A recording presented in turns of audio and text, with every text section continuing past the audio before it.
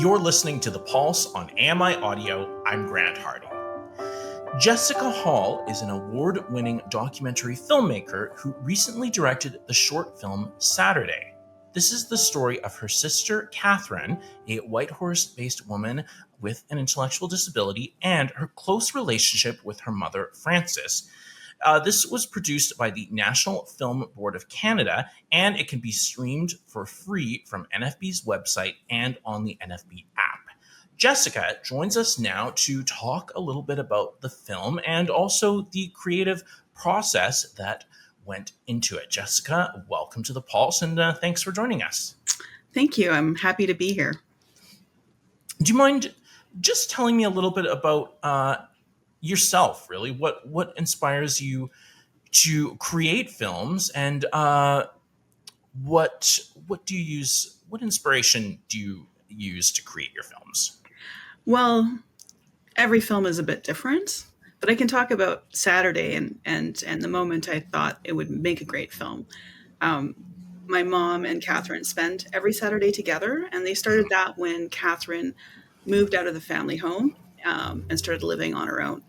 And so one Saturday they let me tag along. I think we were going garage sailing, and I'm sitting in the back of the car, like in the back seat, listening to them talk to each other, and they're riffing on each other, and it was so funny. Like, they have the best sense of humor. They just kind of do this thing where you're just like, oh my God, these women are so funny. And I thought, wow, they'd make great subjects for a documentary. And I started thinking on that further, what that documentary would be like, what it would be about. I knew that Saturday being their day was really important. And I also thought it was really important to showcase Katherine's success in life, because I wasn't sure, but I don't think there's a lot of films out there that celebrate disability in a successful way. So that was the intention. Sorry about that. That was the intention with this project. So I knew I had their day together to film, and I thought an observational style film would be interesting. But I also knew that that I had access to some really beautiful family footage that my dad filmed in the 70s and the 80s on Super 8. And they both have this hobby of building and renovating dollhouses. And there's one in particular that was very cinematic. So I wanted to take all three of these elements together and tell a story, sort of tell Katherine's journey, but through the relationship that she has with my mother. They're definitely very, very sweet and very loving, but also have a certain charismatic nature about them. There's that one moment where I think they're on the phone together, and you can tell they really don't want to disconnect that call. They're saying bye, but that you can tell just how much they like talking to each other.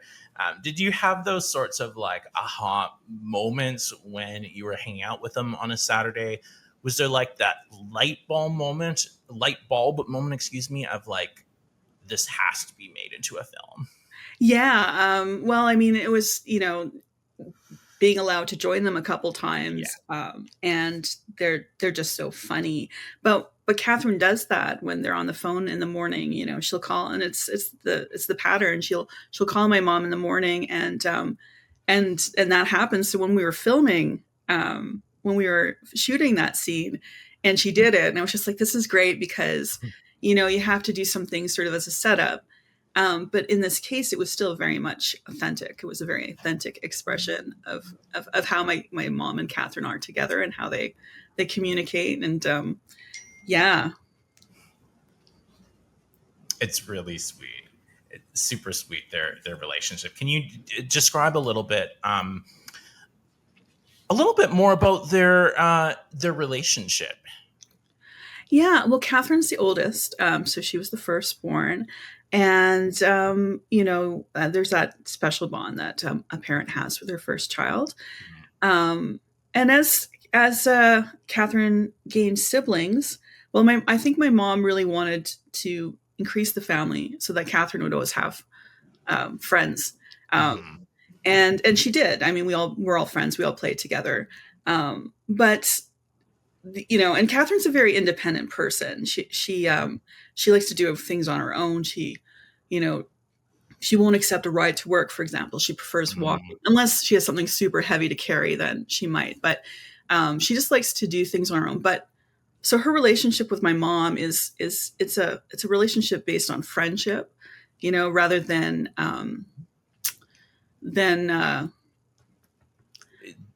Sort of.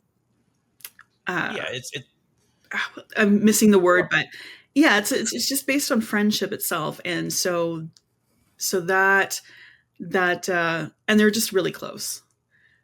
yeah, I think you bring up a good point, especially if you have any kind of disability. And I know this being in the community myself, people sort of say if if you could have something just done for you, maybe get a ride to work, why wouldn't you just take the easy way, out? But sometimes it's really that taking as much independence as possible, and having as many friendship type relationships more than kind of developing a dependence on someone can be really helpful. Yeah.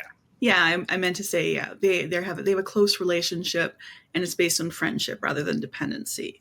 I mean, there's the emotional dependency of having a friend, of course, but Yeah. you need friends in your life. But that's one thing I admire about their relationship. Mhm. So I'm curious about the creative process that goes into making a film about family. Would you say that it's more challenging than making a typical film? Just things like what do we leave out? What do we put in? What are my family gonna kind of think about this? Like what extra what goes has to go into the creative process when it's that personal to Yeah, it's definitely more nerve-wracking because you? it's family, and you have to sort of get a sense of how much you're willing to share, and how much they're willing to share. And you don't want to really push that necessarily. You might maybe do that more with somebody that you don't know, but with your family, you're emotionally invested in their well-being. Not to say that I wouldn't be with other subjects, but it's just a closer piece. But with them, so what I did every step of the way before I pitched it initially, I asked them if I could pitch the story as potential short film, and then when it moved to the next level, where the NFB was interested, I asked permission if I could continue. And so at every stage of the development and production of the film, I brought them into the fold. I showed them my work. I showed them my writing. And when we did our interview, our sort of the main interview, we did it together. So I had Katherine in the room with my mom, so that they could be there and participate in it. And if there was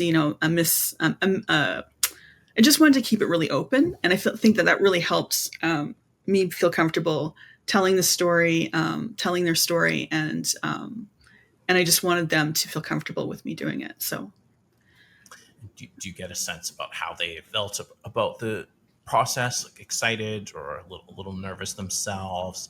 mhm. Well, my dad, like for many years, had a camera shoved in their faces. We had like 20 hours of beautiful Super 8 footage, and a good 11 hours or 10 or 11 hours is dedicated to family. The other is dedicated to trains.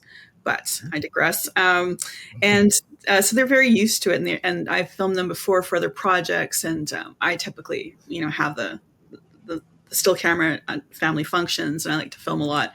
So they're very used to it, and they were really great on set. They're really great with the crew. They understood all of the directions, so they were very easy to work with. No complaints. Yeah, Oh, that's cool. That really shows the trust that you guys have together. Because that's I yeah. don't know if all all families would be comfortable with that. No. So so I wanted to ask you about the short film format. Hmm. Um, I think you very accurately say that there is far too little disability representation and positive in Yeah. films, but I think the short film format really gives an opportunity to create something that's very accessible for a lot of people. Hmm. Why is the short film format so powerful for a story like this? Well, I mean, it gives you kind of a parameter in which to tell the story, so you don't malinger, like you don't linger too much on one area, and you're cognizant of your audience. There's some rules. I mean, there's rules, but you break the rules. But there's some rules about shorts that you want to kind of keep them under, 15 minutes. And so there's a challenge in that as well, because you want to look at your film to fit that length. And then you might lose some of that story that you thought was there, but it helps you figure out what's really important, what the gist of the story is. It's also really great for people who want to explore a topic but don't want to invest too much time into it. You're not, it's 13 minutes, it's not an hour, so you can get a sense of a life, get a sense of a story, get a sense of a different universe in a very short amount of time. And then if you enjoy that format, you can explore and find more of them, more stories that are short. I really enjoy going to short film festivals because you never know what you're going to get. Like sometimes I don't even read the descriptions. I just sort of choose it based on the theme, choose the screening, and then I sit there and like these things start happening. You're like, oh, well, that was random. And I love it. It's a great way of exploring other worlds. Could one argue that creating short films could be in many ways more challenging than creating like an hour and 20-minute film or something like that, just because of how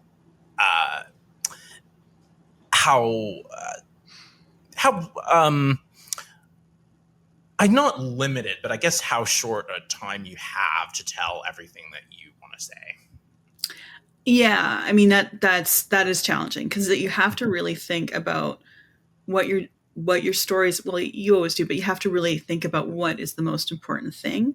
And then from there, sometimes you even reduce, because with a short and with a film, it's not just what you hear, it's what you see. And it's a combination of what you hear and see. So sometimes you can really make that point you thought you needed 5 minutes to make. You can make that point in 15 seconds.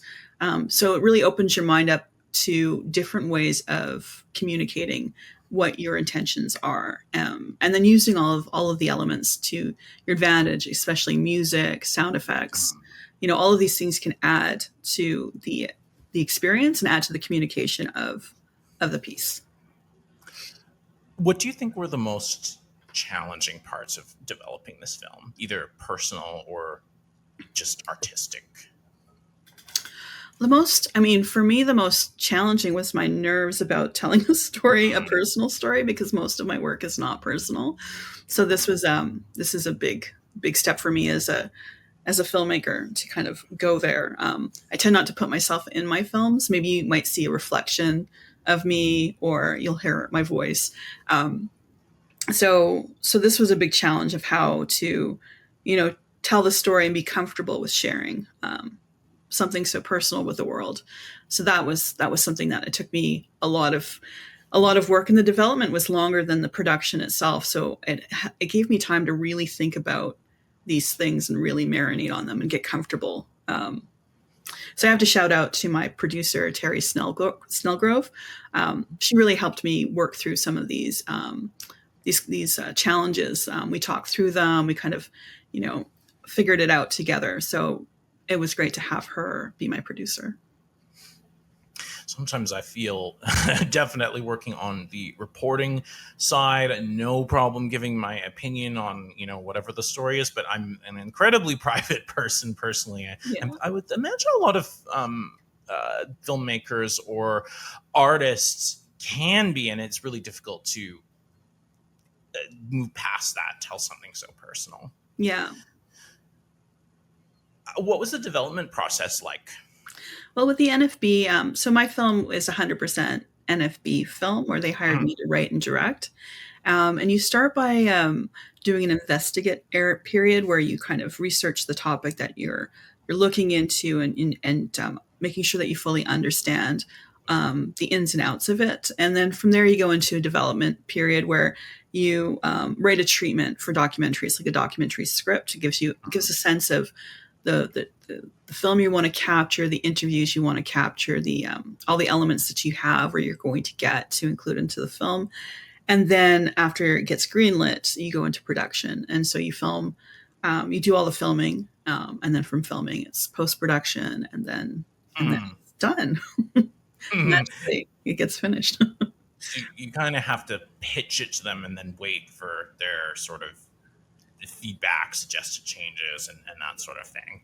And then Yeah, in a sense. So it. we work. Yeah, you work with the producer, and then you're pitching it at different stages to make sure that the National Film Board wants to continue producing it. So, and we did well.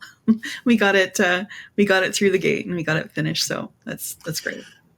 I know you've added some accessibility features to this film, including closed captioning and audio description, so diverse audiences will be able to consume the film. But who are you hoping will watch the film, and what do you want people to feel or think or take away from the film once they watch it? Well, I think I want anybody who wants to watch it to watch it. It's a film for everybody. It's very accessible. Children can watch it. Older people can watch it. Young men enjoy it too. Like it's not. I don't feel like I've just pigeonholed one specific type of audience. Well, I hope I didn't. People who like dollhouses, miniatures, they would probably really enjoy it because it's got those elements in there. But there's a second part to your question. Oh, I guess just what do you want people to take away from the film, well, or how do you want them to feel? Well, I want them to feel happy. I want them to feel while they're watching it, just to feel happy for Katherine's success, and to it's not meant to be heavy. It's meant to be light and fun. And I mean, some people have told me that I've made them cry, but happy tears. So I consider that happy too. If there was a color, if I would describe it in a color, yellow, a nice light, bright yellow, happy, kind of slightly pastel-y, bright yellow is the color tone I was going for in terms of mood. Yeah, just really light and feel good. It's an interesting concept, actually, of having a film that is partially about disability and disability representation. That's not subtle, but it's also just a slice of life. You could watch this for nothing to do with disability, but just for the characters, the dollhouses, etc. I'm really happy that you said that. That makes me feel like I've accomplished what I was going for. So I appreciate that a lot. So, what did your mom and sister, have they seen the film? How did they feel about it? What did they think of it? Yes. Well, I mean, we had to show it to them, the picture lock, before we did the final sounds and the final color. So they saw it with a temp track, and I was watching them watch it with my dad, and it was really fun. They really loved it, and they clapped, and, giggled and stuff. And then of course they came to the opening, to our opening at Available Light Film Festival in Whitehorse. We were opening the festival actually, which was very cool, and it was great. They both had a great time. And since then, they get stopped on the street all the time with people, saying, "Oh my God, you're Frances or you're Katherine," and because many people have seen the film, so they're local celebrities, which is great. How does that make you feel?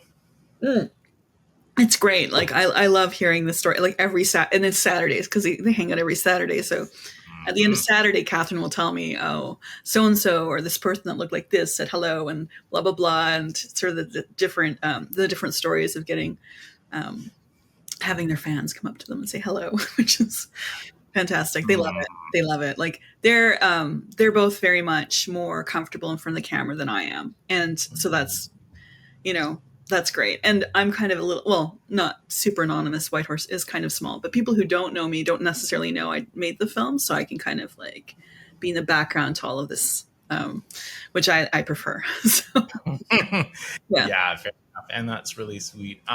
Just curious, a couple things about your community, really. First of all, what was it like screening the film in public and opening up the festival?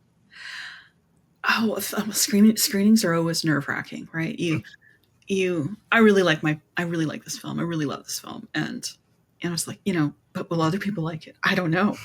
I think they will. I was like, in my head, but happily, the first screening was opening for this festival. So that meant that it was over so that after it was done, I could enjoy the festival without being all stressed out. So that kind of relaxed me a little bit, which is really great. Um, yeah, so it's nerve wracking for sure, and but the reaction's been fantastic, and it was really great to screen it. I screened it in Powell River, and I was at that screening, and it was a really full cinema of people who didn't know me, and the reaction was so amazing. Like I burst out into tears. It was like, oh my god, and yeah, and one of the patrons said that they always clap at the shorts in front of the feature Mm-hmm. during their festival, but that this one got a very large reaction, that the community really enjoyed it. So like that was great. That felt like special, not more Yeah, special, but a different kind of feeling where it's like, yeah, it's a really memorable moment yeah, for sure. yeah. Um, yeah, go ahead. Oh, sorry, I thought you were going to add something else there. Um, I wanted to talk to you about the importance of,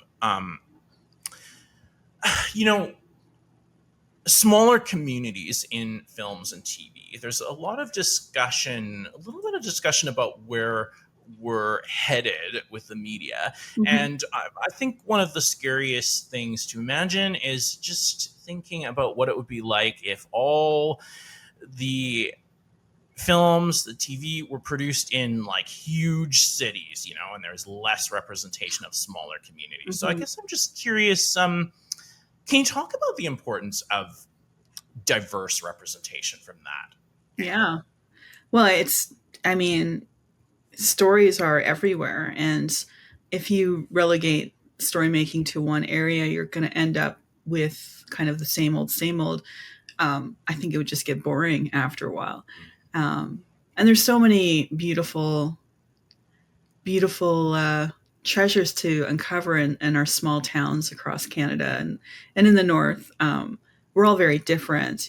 People look to the north thinking it's like some form of monolith, but the Yukon is different from the Northwest Territories, is different from Nunavut, and each community in these areas or these territories, they're all very unique.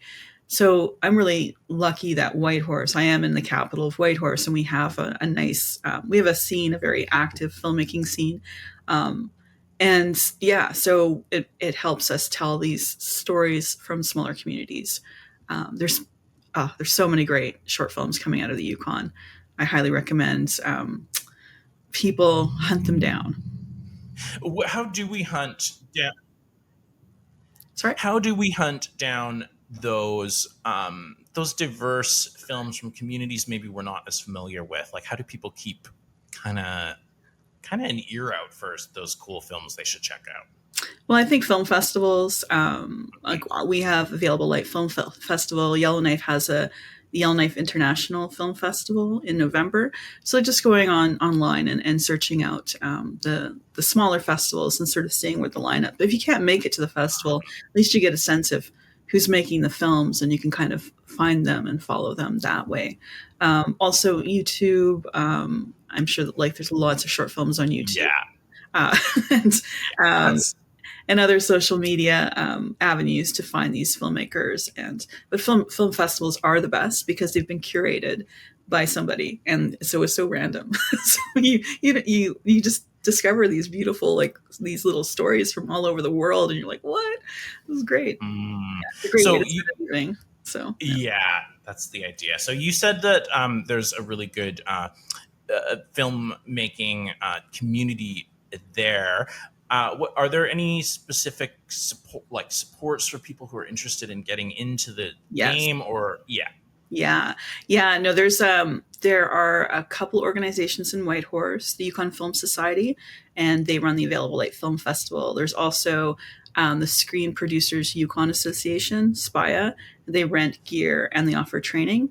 And then in Dawson City, there's Kayak, Klondike Institute of Art and Culture, and I believe that they run training up there. And they also have a short film festival specifically called the Dawson City International Short Film Festival, which is wild. And if you can make it, it's over Easter weekend.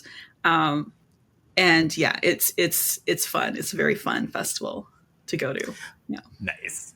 I'm putting you on the spot a little bit. No worries if you can't answer this. But what are you working on next? Well, I just finished a feature film about an artist named James Kirby. He passed away in 2017, and this is a retrospective on his art and his philosophy. He was a member of the Temple of Set, and he practiced black magic. Okay. Yes, so completely different. Okay, cool. Yeah, And it's called Beyond the Left-Hand Path. okay, so we can just Google for that one to check it out. Yeah, when it gets where we just finished it, so it's we're getting that packaged up and ready to go. So, yeah. A little ways away. Yeah. Once people are seeing this film Saturday, a lot of people are talking about it. As you said, people are recognizing Kat and Francis. How do you hope that we'll see an increase in representation of people with disabilities on screen and behind the screen? Well, I think it would be great if there was more, and it'll take a lot of time and a lot of continued pressure to have that happen in our world. I'm always a little shocked when people are blown away that my sister is independent, and I'm like, well, of course she is, because to me that's normal, but to other people they don't have that exposure. They don't like live in the same world I live in, and so it's going to take a lot of time. But I hope that each little moment that we make something that shows a positive representation of a person with a disability, it helps somebody think, oh, well, I could add that. I could write a character into my film, or I could cast a character on my project, or I can, and so hopefully that helps a little bit.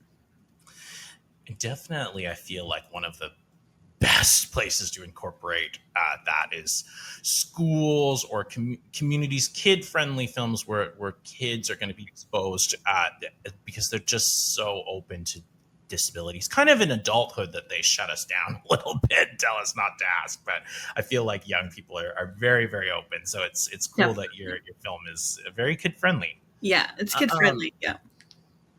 Anything else you'd like to add before we let you go here, Jessica? Well, I just, I'm just really happy that the film is out there and it's accessible to all Canadians. I really wanted this film to be with the NFB family, because I feel like it's a Canadian story, and it's just adding to all the beautiful stories we have out there in the NFB. So I'm really, really proud that it's there and that people get to see it for free. Brilliant, for free on the NFB website and app, and includes audio description and captioning as well. Jessica, thank you so much for joining us today on The Pulse.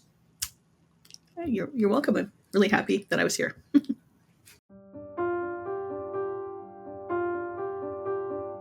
The Pulse airs on Tuesdays and Thursdays at 1:30 p.m. Eastern and repeating every 6 hours on AMI Audio. You can also catch The Pulse on YouTube or wherever you listen to podcasts. I'm Grant Hardy. Thanks so much for listening.